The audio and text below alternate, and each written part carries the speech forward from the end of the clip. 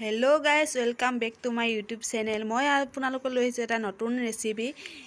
এয়া দেখিছেনে ভেন্দি আৰু ডিমৰ আমলেট। আজি আপোনালোকক মই বনাই দেখাম ডিম আৰু ভেন্দি আমলেট।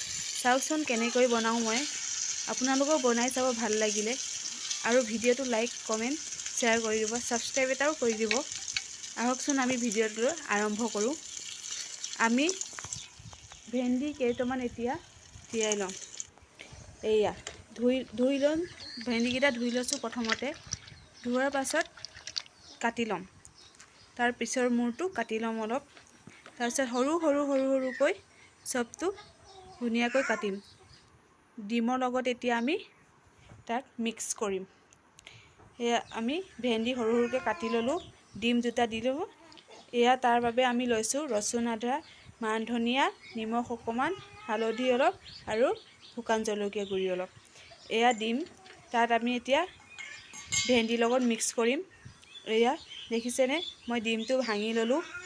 তাৰ বাবে আমি থৈ দিয়া মছলাখিনি, আদা, নহৰু আৰু জলকীয়াখিনি দিম।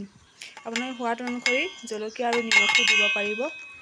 এয়া আমি মিক্স কৰিম। গোটেইটো ধুনীয়াকৈ মিক্স কৰিব যাতে চবটো সানিব পাৰি। এয়া আমাৰ পেষ্টটো হৈ গ'ল। এতিয়া আমি টাৱা এখন গৰম কৰি তাত অলপ তেল দিম। এয়া দেখিছে তেলখিনি অলপ গৰম হ'বলৈ দিম। অলপ গৰম হোৱাৰ পিছতে আমি বনাই থোৱা আমলেটৰ বাতিটো অলপ ঢালি দিম তাত। এয়া তাৰপিছত পাতলা কৰি অলপ তাত কিবা কৰিব যাতে সিজি যায় ভেন্দিখিনি।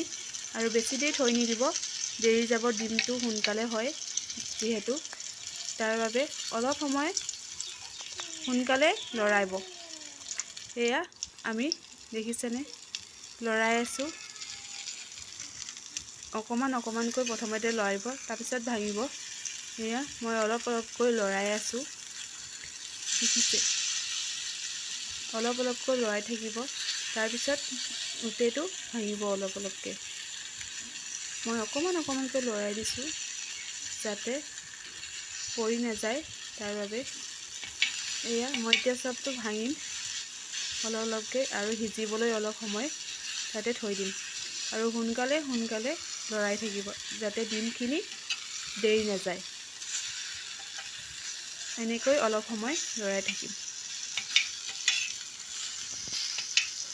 আপোনালোকেও বনাই চাবচোন এবাৰ কেনেকুৱা লাগে আমাৰ।